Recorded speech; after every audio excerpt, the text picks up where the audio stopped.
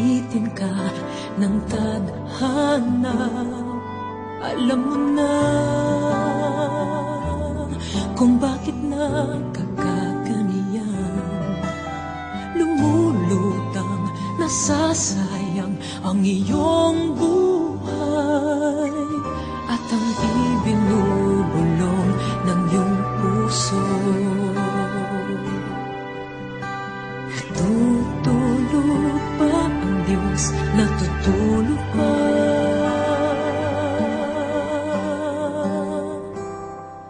At ikaw ay kaagad sumusuko, konting hirap at munting pagsubok lamang.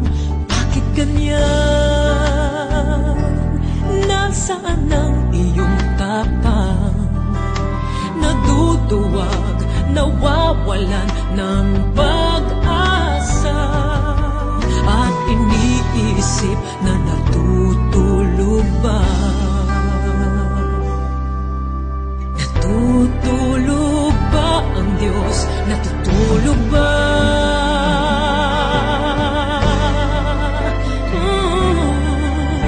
Sikapin mo, pilitin mo, tibayan ng iyong puso.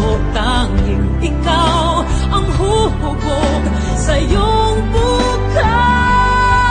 Huwag mo sanang akalain natutulog pa ang Diyos. Ang buhay mo ay mayroong halaga sa Kanya.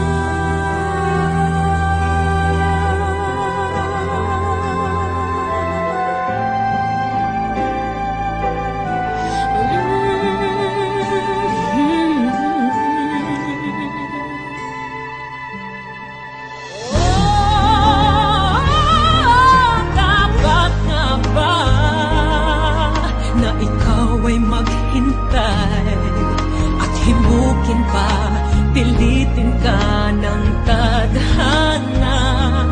Gawin mo na kung ano ang nararapat. Magsikap ka at magtiwala